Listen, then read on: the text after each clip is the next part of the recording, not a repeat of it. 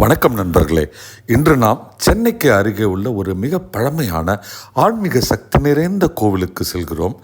அதுதான் மாங்காடு வெள்ளீஸ்வரர் திருக்கோவில். நமது தமிழ்நாட்டின் பாரம்பரிய நவகிரக ஸ்தலங்களில் இந்த ஒரு திருக்கோவிலும் ஒன்று. சென்னையிலே இருப்பதனால நம்ம யாராவது பரிகாரம் தேடணும்னா, அதாவது சுக்கிர பரிகார ஸ்தலமாக இது விளங்குறதுனால சுக்கிரனுக்கு யாராவது பரிகாரம் தேடணும்னா இந்த கோவிலுக்கே வரலாம். பூந்தமல்லி மற்றும் போரூர் அருகே உள்ள மாங்காடு காமாட்சி அம்மன் கோயிலை பற்றிய அறியாதவங்க யாருமே இருக்க மாட்டாங்க. அந்த மாங்காடு காமாட்சி அம்மன் கோவிலுக்கு அருகில் ஒரு 1.5-2 கிலோமீட்டர் தூரத்தில் இந்த வெள்ளீஸ்வரர் கோவில் இருக்கின்றது. இந்த கோவிலுக்கு வரவங்க காமாட்சி அம்மன் கோவிலுக்கு முன்பாக தரிசித்து பிறகு வெள்ளீஸ்வரரை தரிசிக்க வேண்டும் என்று பக்தர்கள் நம்புகிறார்கள்.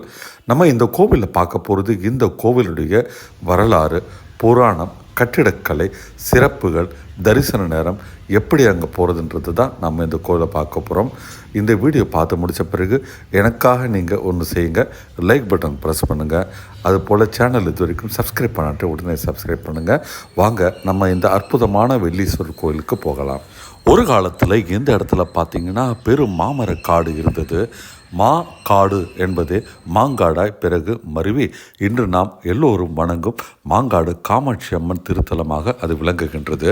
இதனுடைய புராண கதை என்னன்னா, ஒருமுறை கைலை மலையில் பார்வதி தேவி விளையாட்டாக சிவபெருமானின் 2 கண்களையும் மூடினாங்க. உடனே உலகம் இருள்மயமானது.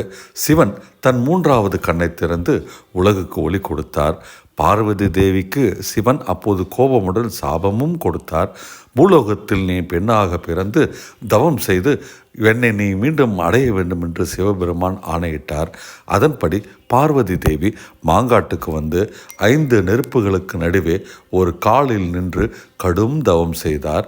அந்த தவ இடத்திலேயே இன்று காமாட்சி அம்மன் உள்ளது. இதே இடத்தில் சுக்கராச்சாரியார், அதாவது குருகளுக்கு அசுரர்களுக்கெல்லாம் குருவாய் விளங்கும் அசுர குருவான சுக்கராச்சாரியார், அவர் செவ்வாய் கிரகத்தின் அதிபதி அல்ல, ஆனால் வெள்ளியின் அதிபதி. அவர் சிவபெருமானை இதே இடத்தில் சுக்கராச்சாரியார் வழிபட்டார். அவருக்கு சிவன் அருள் புரிந்தார். அதனால் இந்த இடம் சிவபெருமானுக்கான வெள்ளீஸ்வரர் என்ற பெயரை பெறுகின்றது. வெள்ளி என்றால் சுக்கிரன் என்ற அர்த்தம்.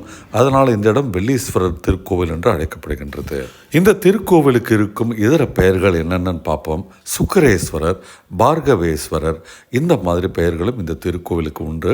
ஆனாலும் எல்லோராலும் அறியப்படும் பெயர் வெள்ளீஸ்வரர் ஆலயம். சென்னையில் இருக்கிற மிக முக்கிய நவகிரக ஸ்தலங்களில் இது சுக்கிரஸ்தலம். அதனால் ஒவ்வொரு வெள்ளிக்கிழமை அன்னைக்கும் இங்கு சிறப்பு பூஜை நடக்கும். வெள்ளி தாங்க சுக்கிரன். அதனால் வெள்ளிக்கிழமை அன்னைக்கு இந்த சிறப்பு பூஜை இங்கே நடக்கின்றது.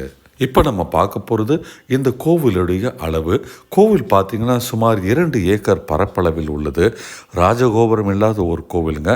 தெற்கு பக்கம்தாங்க இதற்கான நுழைவாயில் இருக்கின்றது. பல்லவ காலத்தில் கல் கோயிலாக மாற்றப்பட்டது. மகாமண்டபத்தில் 6 அடி உயர லிங்கம் இருக்கின்றது. அதற்கான ஆவுடையார் பார்த்திங்கன்னா சதுர வடிவில் இருக்குதுங்க. ஒரு மிக பெரும் லிங்கங்க. பார்த்துக்கிட்டே இருக்கலாம். அந்த அளவுக்கு அற்புதமான கம்பீரமான ஒரு லிங்கமாக அது விளங்குகின்றது. இந்த கோவிலில் இருக்கும் விநாயகர் பார்த்திங்கன்னா மாங்கனி விநாயகர் என்று அழைக்கப்படுகின்றார். ஏன்னா விநாயகர் கைகளில் மாம்பழம் வைத்திருக்கிறாரு. நம்ம பொதுவாக பார்த்திங்கன்னா விநாயகர் கைகளில் மோதகம் எனப்படும் கொழுக்கட்டை தான் இருக்கும். ஆனால் இந்த இடத்துல விநாயகர் மாம்பழம் வைத்திருக்கிறாரு. ஏன்னா இந்த இடமே மாங்காடு, மாமரம் உள்ள காடாக இருந்ததுனால் இங்கே விநாயகர் கையிலேயும் மாம்பழம் தான் இருக்கின்றது. இந்த கோவிலில் வேறு ஒரு சிறப்பு என்னென்னா, நந்தி காமாட்சி அம்மனின் பாத சின்னங்களுக்கு முன்பாக அமைந்துள்ளது. ஒரு சிறிய அறையில் அது இருக்குது.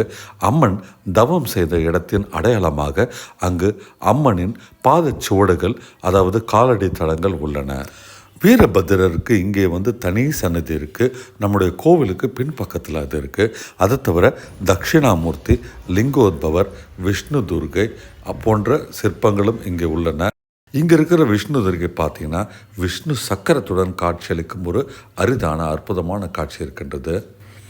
இந்த கோவிலுக்கு யாரெல்லாம் முக்கியமாக வரணும்னா, திருமண தடை நீங்க, செல்வம் பெற, வாகனம் வாங்கும் முன் பெரும் புகழ் சமூக அந்தஸ்து கிடைக்கணும்னா இந்த கோவிலுக்கு வெள்ளிக்கிழமை வந்து பூஜையில் கலந்து சிவபெருமானை வழிபடலாம். திருமணம் தடைப்பட்டவர்கள் காமாட்சியை பார்த்துவிட்டு வெள்ளீஸ்வரரை பார்த்துவிட்டு பிறகு இங்கே இருக்கும் வைகுண்ட பெருமாள் கோவிலுக்கும் போகணும். பக்கத்தில் தாங்க இருக்குது. இங்கே வந்து கடவுளுக்கு படைக்கப்படும் நிவேதனம் பார்த்திங்கன்னா, அதாவது நெய்வேத்தியம் பார்த்திங்கன்னா மோசை பயிறு என சொல்லப்படும் ஒரு வகை பருப்பு. மொச்சை பயிறு தாங்க இங்கு வந்து நைவேத்தியமாக படைக்கப்படுகின்றது. இந்த கோவில் தரிசன நேரங்கள் பார்த்திங்கன்னா காலை 6:30 மணி முதல் மதியம் 1 மணி வரையும், மாலை 4:30 மணி முதல் இரவு 9 மணி வரையும் இங்கு நடை வந்து திறந்திருக்கும். இந்த கோவிலில் நடைபெறும் விழாக்கள் வந்து வெள்ளிக்கிழமை பூஜையை தவிர திருக்கார்த்திகை, ஆருத்ரா தரிசனம், மகா சிவராத்திரி, வெள்ளிக்கிழமை அபிஷேகம் போன்றவை சிறப்பாக நடைபெறுகிறது.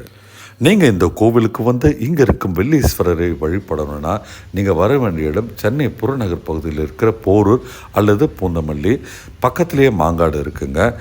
ஈஸியாக வந்து யார் கேட்டாலும் சொல்லுவாள். நிறைய பேருந்து வசதிகளும் இருக்குது. சப்போஸ் நீங்கள் வந்து மெட்ரோவில் வரீங்கன்னா இப்போ மெட்ரோவும் ரெடி ஆகிடுச்சு. கூடிய சீக்கிரம் வந்து நீங்கள் மெட்ரோ ட்ரெயின் வரலாம். கார் பார்த்தீங்கன்னா பூந்தமல்லி போரூர் ரூட்டில் வந்து குன்றத்தூரை நோக்கி நீங்கள் திரும்பணும். அந்த மெயின் ரோட்லேருந்து கிட்டத்தட்ட ஒரு 3 to 4 கிலோமீட்டர் தொலைவில் இந்த கோவில் இருக்குங்க. நண்பர்களே, இது வரைக்கும் நீங்கள் பல தடவை மாங்காடு போயிருப்பீங்க. ஆனால் இந்த வெள்ளீஸ்வரர் கோவிலுக்கு போகின்ற, அதாவது நீங்கள் தெரியாமல் இருந்திருக்கலாம், இல்லை போகும் வாய்ப்பு பெற்றில்லாமல் இருக்கலாம். அதனால் ஒரு முறை நீங்கள் மாங்காடு சென்று வெள்ளீஸ்வரரை தரிசித்து சுக்கிர தோஷம் உள்ளவர்கள் சுக்கிர தோஷத்தை நீக்கி செல்வ வளத்துடன் வாழுங்கள். நண்பர்களே, இந்த வீடியோ உங்களுக்கு பிடிச்சிருந்தால் மறக்காமல் லைக் பட்டன் ப்ரெஸ் பண்ணுங்கள். அதுபோல் சேனல் இது வரைக்கும் சப்ஸ்கிரைப் பண்ணிட்டு உடனே சப்ஸ்கிரைப் பண்ணுங்கள். மீண்டும் ஒரு அற்புதமான ஆன்மீக பதிவோடு உங்களை காண்கின்றேன். அனைவருக்கும் இனிய பொங்கல் திருநாள் வாழ்த்துக்கள்.